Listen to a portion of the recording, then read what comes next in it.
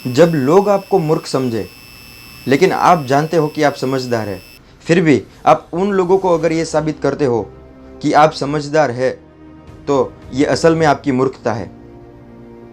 नमस्ते प्रिय दर्शकों, मेरी इस चैनल में आपका स्वागत है। एक बहुत बड़ा नगर था। नगर का एक राजा था।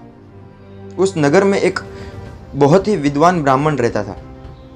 एक दिन राजा ने उस ब्राह्मण को अपने दरबार में बुलाया और ब्राह्मण से पूछा कि आप इतने विद्वान हैं, आप इतने पढ़े लिखे हैं, तो फिर आपका बालक, आपका बच्चा इतना मूर्ख क्यों है?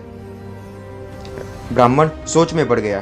तब राजा ने उसे कहा कि आपके बेटे को सोना और चांदी दोनों में से मूल्यवान क्या है, इतना भी नहीं पता। और इतना कहकर राजा हंसने लगा। ब्राह्मण को बहुत बुरा लगा। वो तुरंत अपने घर आकर अपने बेटे से बात करने लगा और बेटे से पूछा कि सोना और चांदी में से मूल्यवान चीज क्या है? बच्चे ने तुरंत कहा कि सोना। तो ब्राह्मण को आश्चर्य हुआ और उसने राजा की बात बताई। बच्चा समझ गया। उसने तुरंत कहा कि पिताजी, राजा जी हर रोज अपने गांव के बाहर एक लोक दरबार बिठाते हैं और वो लोक दरबार मेरी स्कूल जाने के रास्ते में ही है।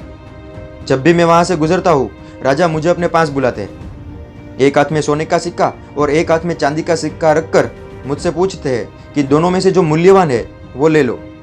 मैं तुरंत चांदी का सिक्का ले लेता हूँ और वहां पे बैठे सारे लोग और राजा जी मुझ पर हंसते हैं। तब ब्राह्मण ने कहा कि तुम्हें पता है कि मूल्यवान चीज सोना है, तो फिर तुम चांदी का सिक्का क्यों लेते हो? तब बालक अपने पिताजी का हाथ पकड़कर अपने कमरे में ले जाता है। एक बड़ा सा बॉक्स खोलकर उसे दिखाता है। वो पूरा बॉक्स चांदी के सिक्कों से भरा था। ब्राह्मण आश्चर्यचकित हो गया। तब उस बालक ने कहा, वो सीख हम सबको लेनी चाहिए कि पिताजी, जिस दिन मैं राजा के हाथ से सोने का सिक्का ले लूंगा, ये खेल खत्म हो जाएगा। दर्शकों, इस कहानी की सीख यही है कि आप समझदार हैं, लेकिन लोगों को ये बात साबित करने की कोशिश ना करें, वरना ये आपकी समझदारी मूर्खता होगी। ऐसी ही कई बातों को जानने के लिए मेरे चैनल को सब्सक्राइब करें और इस वीडियो को ज़्यादा से ज़्यादा लोग तक पहुंचाएं। नमस्ते।